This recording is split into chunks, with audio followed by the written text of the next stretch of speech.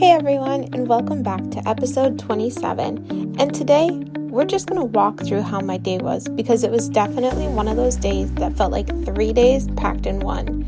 And the whole theme of it has ended up being what's right, what's wrong, and how you stay patient and kind anyway. It has been a day and I'm exhausted, but I felt like I needed to share this so that you can see the chaos and that if you're going through that same chaos, you can make it through too. So first thing this morning, after all 270 something animals were cared for, I took old man Jack to the vet. It's his final booster appointment, and that means all rescues in our home, except for baby Samson, are fully vetted and ready to be adopted. This is a huge milestone for us, and we are so proud to be able to have this happen. But honestly, I'm pretty sure the vet is sick of seeing us after the last couple months as well. We've been there every single week, 2, sometimes 3 times, dependent on whether it's our regular animals or the rescues. So yeah, they have seen a lot of us. On my way home from the vet, I got a text from my daughter saying that she needed help, that her earring had caused an infection and the skin was starting to grow over top of it, so she wanted some help to get it out. Sounds like a good time, huh? But here's the thing, and I had to be honest with her. I did not time any time for anything extra between the vet home and my 10 o'clock meeting. So when I left for the vet, I threw my hair up in a ponytail and I put on a hoodie and called it a morning. But I planned on coming straight home to straighten my hair because I had court today, so I wanted to try to look presentable. So I told her I would try to swing by her work on my way to court. Well, my meeting ran long, the auditors needed more documentation, and one thing led to another. Next thing I knew, it was time for me to walk out the door and head to court. And when I say court this time around, don't worry, it's nothing scary. No divorce court or custody court again, thank God. I'm talking small claims court. I was previously working with one of our local vets who, over the course of a couple months, had botched a few of our spay and neuter surgeries. I suspended all further activity with our clinic immediately because once you see issues like this reoccur, you don't keep taking chances on living beings. I tried to handle it out of court respectfully. I submitted a formal complaint. They denied it. I appealed, and they denied it again. So I did the next best thing, and I filed a report with New York State to file a regular complaint against the vet. And I filed in small claims court because I truly believe they need to be held accountable for record-keeping errors, communication failures, and post-op negligence. And let me be clear, it's not about the money. I'm not out here to try to win big. I run a nonprofit. I'm not chasing money. My goal is simple, to do the right thing. Initially, I was looking to have the rescue reimbursed for all 3 surgeries, plus the 2 emergency surgeries. But at this point, I'm asking for reimbursement for what should have been unnecessary emergency surgeries if the closures and post-op care had been handled properly. Today we went into mediation and tried to settle. Clearly that didn't work because they wouldn't agree to cover the emergency surgeries and would only agree to 1. So here we go. We have trial next week. And again, my concerns from today, the mediator who asked us who was going to be the plaintiff and who was the defendant. I waited patiently, and the vet staff answered and said that they were the plaintiff. I literally giggled inside, and then I corrected them, because I'm well aware I'm the one who initiated the suit. And the fact that they didn't even understand that piece from the beginning was enough for me. Then when they addressed the male cat being spayed instead of neutered, their response was, well, sometimes it's hard to tell a cat's gender. Seriously? You're a seasoned vet. How is it so difficult? I stayed cool. I tried to hide my facial expressions, but when they acted like they were in no way responsible for it in any manner, I was honestly so baffled, especially when a second opinion vet confirmed the 2 females did indeed need emergency wound closure surgeries. I kept contemplating if I needed an attorney because the mediator suggested it, But honestly, this isn't about being some big courtroom warrior. I have my documentation, I have what I need to provide, and I can handle this. If I lose, I lose, but at least I know I'll do the right thing. I'll be standing up for others who may go through this, protecting our animals, and calling out neglect and nonchalant behavior of a clinic that should know better. And that's where the theme comes in for today. Ish.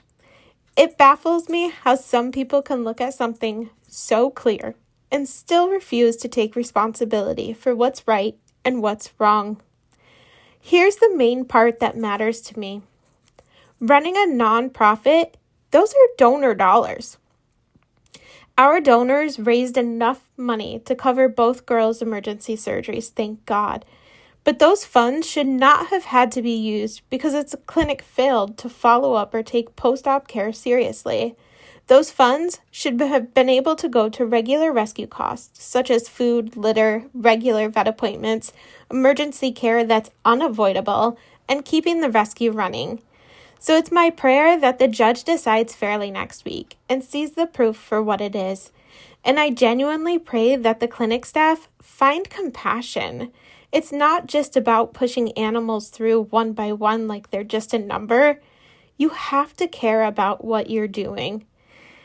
And I hope and pray that they learn to admit when things go wrong and take immediate action to make sure they make it right.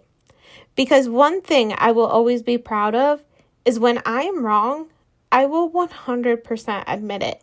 I take full responsibility and I make sure it doesn't happen again. We need more of that in this world. Despite my feelings about their actions and behavior, I'm kind. I hold the door, I smile, I say bless you when someone sneezes. Because what good does it do for me to be hostile? My motto is to always choose kindness. Life is hard enough. Be kind because you never know what anyone else is going through. But on that note, let's get back to my day because it definitely didn't stop there at court. While I was in court, I was getting panicked texts and phone calls about payroll not being able to be submitted. The deadline is Wednesdays at 2:30.